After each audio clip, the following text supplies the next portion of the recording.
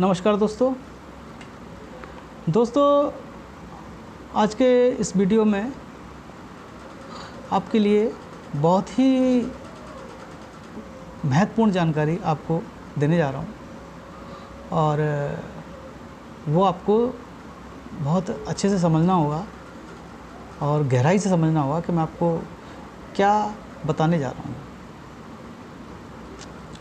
दोस्तों, जीवन जो है हमारा बहुत लंबा होता है और उस जीवन में अगर हम चाहें तो बहुत कुछ कर सकते हैं और बर्बाद भी कर सकते हैं अपने जीवन को।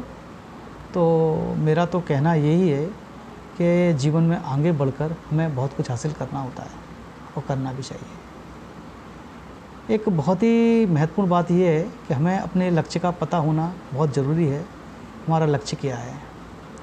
हम अध्यात्म की बात करते हैं तो अध्यात्म हमें ये बताता है, और अध्यात्म व्यक्ति इसीलिए ही जाता है कि उसके पास में बहुत प्रश्न हैं लेकिन उसका उत्तर कोई नहीं है।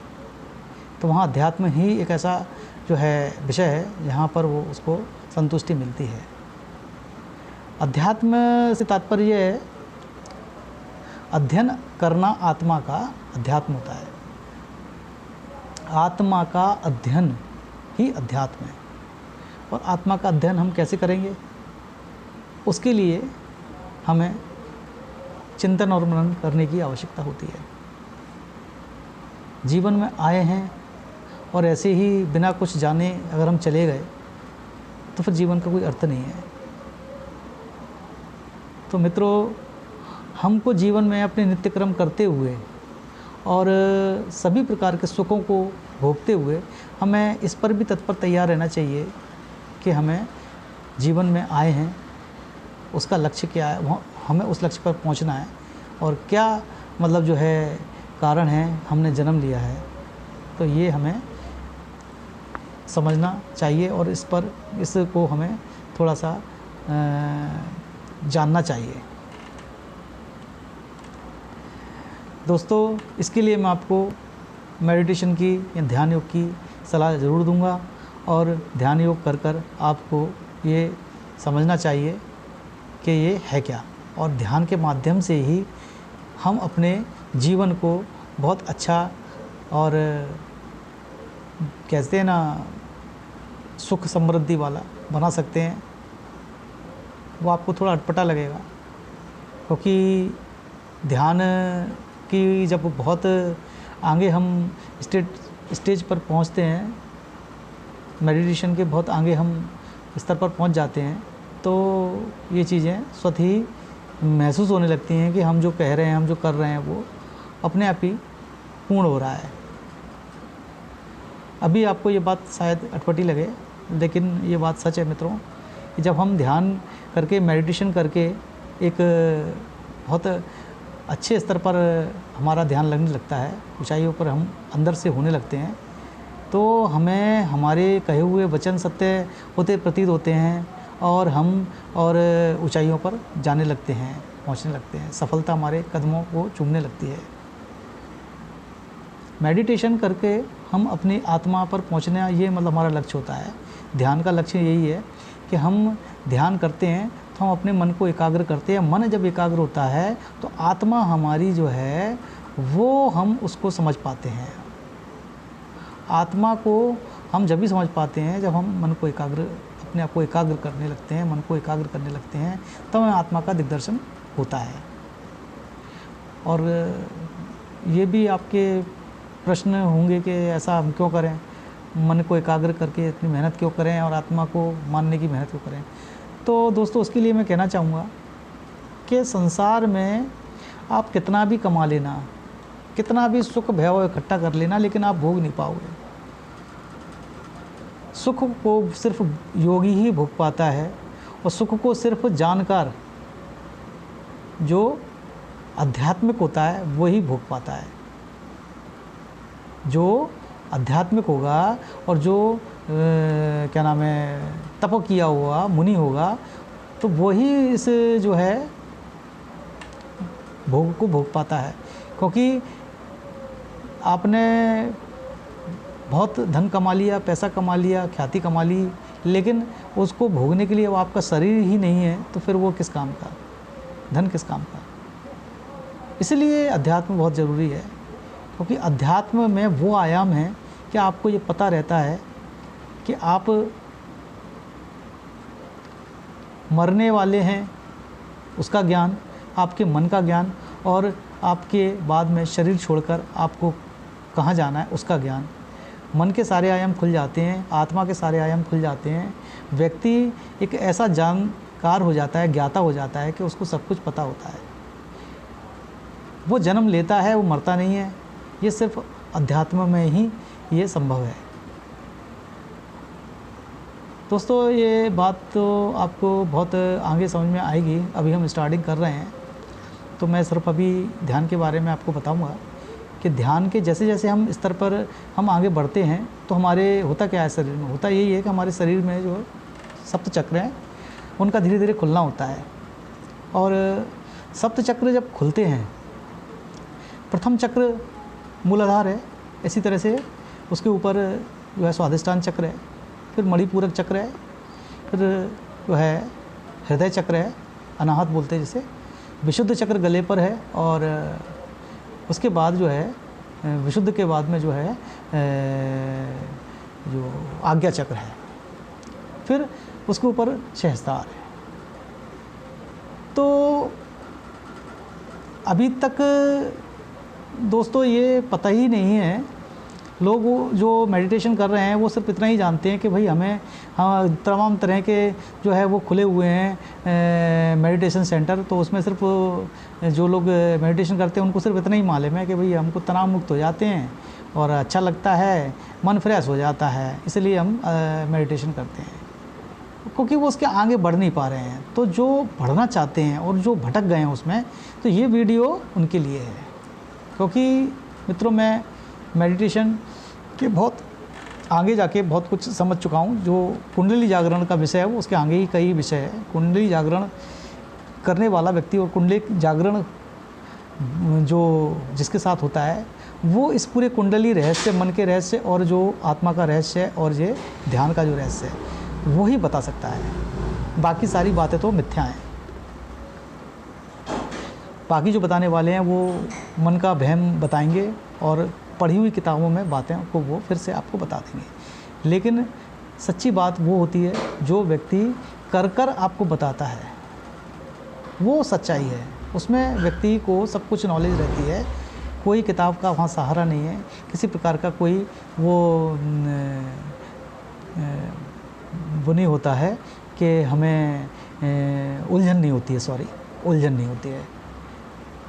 तो मेरा यही कहना है मित्रों कि इसमें जो जैसे जो अध्यात्म में जो लोग हैं अभी और उसमें जो आगे बढ़ रहे हैं भटकने की स्थिति में, तो वो ऐसे लोगों को ना पकड़ें जिनको पता नहीं है। जो लोग सिर्फ किताबी लोग हैं, किताबी ज्ञान वाले लोग हैं, उनसे कुछ नहीं होने वाला है, क्योंकि वो उनको कुछ खुद नहीं मालूम, मतलब वो खुद नहीं जानते हैं, तो वो आपको क्या बताएंगे। वो सिर्फ किताबी ज्ञान आपको बताएंगे और किताबों में उलझाने वाली चीज़ें हैं। लेकिन ये ज्ञान सिर्फ वही बता सकता है जो जानता है, जो इस चीज़ को कर गुजरा है, वो आपको सही जगह ले जाएगा। क्योंकि ये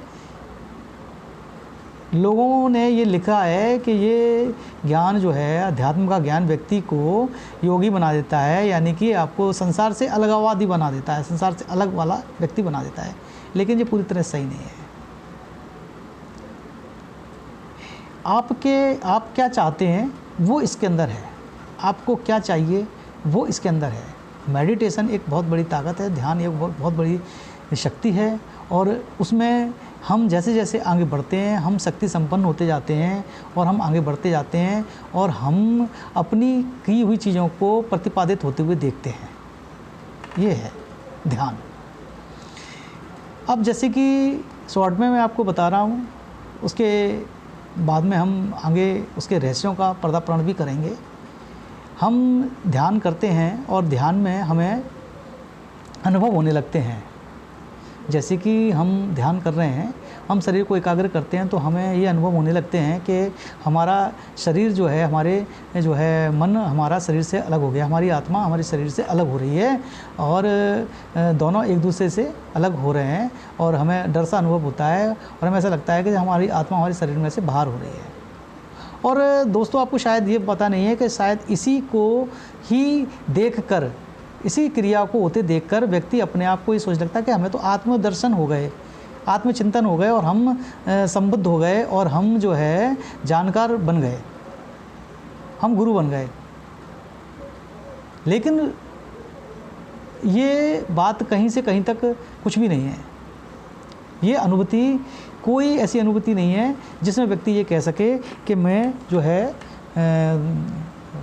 परम तत्व को जान गया और आत्म तत्व को जान गया हूँ। ये कुछ लोग करने लगे हैं ऐसा, थोड़ा सा उन्होंने अनुभव हुआ तो वो अपने आप को मास्टर समझ गए इस चीज़ का, लेकिन उसके आगे बहुत बड़ा जो है पथ है।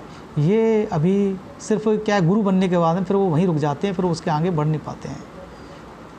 तो मित्रों, मेरा आपसे यही कहना है, अगर आप इस पथ पर हैं तो उसके आगे अभी आपको बढ़ना है और बहुत लंबा रास्ता है।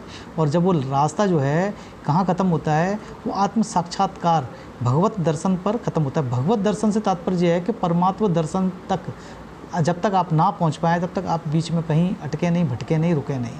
और आत्म दर्शन, परमात्मा दर्शन और जो है परम तत्व का दर्शन, ये कहने में लोगों ने बताया है भगवान के दर्शन हो जाना, शिव के दर्शन होना, ये बातें मिथ्या हैं।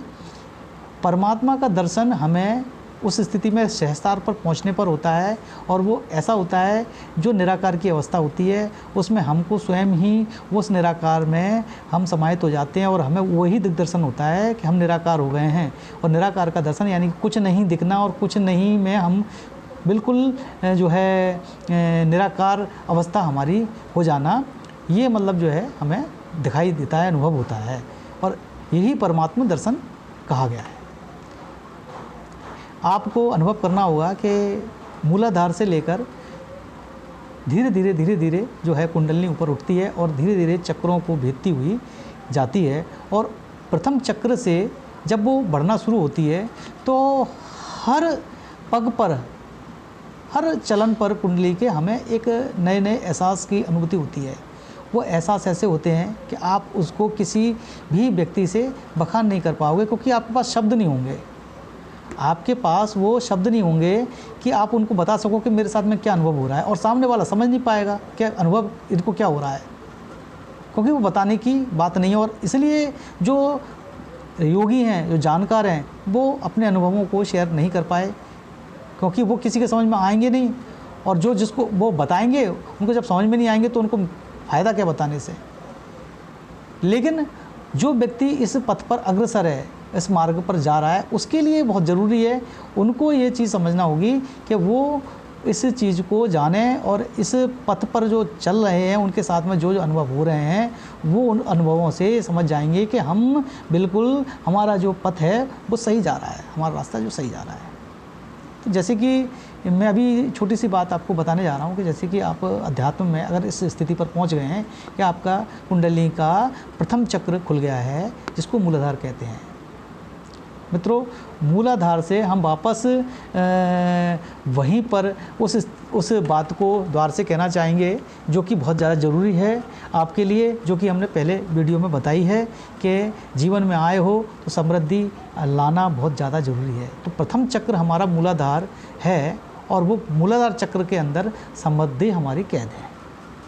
समृद्धि का जो द्वार है जो वो मूलाधार है। जब तक हम उसको खोलेंगे नहीं तो हम समृद्धि नहीं पा पाएंगे और हम इस जीवन को, संसार को अच्छे से भोग नहीं पाएंगे, क्योंकि मूलाधार चक्र में हमारी जो है पूरी जो है समृद्धि आपकी बंद है अभी। जैसे जैसे मूलाधार चक्र साफ होता जाता है, मान लो आप कुंडली जागृत भी नहीं कर पाए, लेकिन अगर आपने मूलाधार चक्र अपना किसी योग क्रिया द्वारा अगर साफ कर लिया तो आपको फिर आप रुक नहीं सकते इस संसार में। आप जो है, जो ऐसी कोई चीज़ नहीं है जो वो आपके पास नहीं हो, ये बिल्कुल बात तय है। इसलिए मेरा मित्रों आपसे ये कहना है कि अध्यात्म के साथ में ये सातों जो चक्र के जो रहस्य हैं इनको भी समझना होगा। इसलिए मैंने अपने जो चैनल का नाम जो है, और मैंने हमेशा अपने जो विषय को कहा है शुरू से बताता आया हूँ, अध्यात्म ज्योतिष। दोस्तों यही अध्यात्म ज्योतिष है। अगर आपने अध्यात्म को ज्योतिष के साथ जोड़कर आगे बढ़ते हैं तो आप निश्चित ही हर चीज़ को जान पाएंगे, हर रहस्य को खोल पाएंगे और आप आगे बहुत बढ़कर मुक्ति तक आप जो है अपने आप को ले जाएंगे, जिसे मोक्ष कहते हैं। और मोक्ष को आप ये अभी ये समझते होंगे कि मोक्ष ख़त्म, मुक्त हो गया, मोक्ष जीवन है। मोक्ष लोगों ने अभी तक बताया है, मोक्ष क्या है, मुक्त हो गए। उस मुक्ति का जो मोक्ष का जो अर्थ है वो हम किसी और वीडियो में आपको बहुत बारीकी से समझाएंगे। मित्रों, अभी हम इस वीडियो को यहीं पर एंड करेंगे और आपसे निवेदन करेंगे कि हमारी इन बातों को समझने का प्रयत्न ज़रूर करें और आगे बढ़ने के लिए, और किसी प्रकार की जो है आपके पास में अगर कोई प्रश्न है तो आप कमेंट बॉक्स में डालकर हमें प्रश्न पूछ सकते हैं।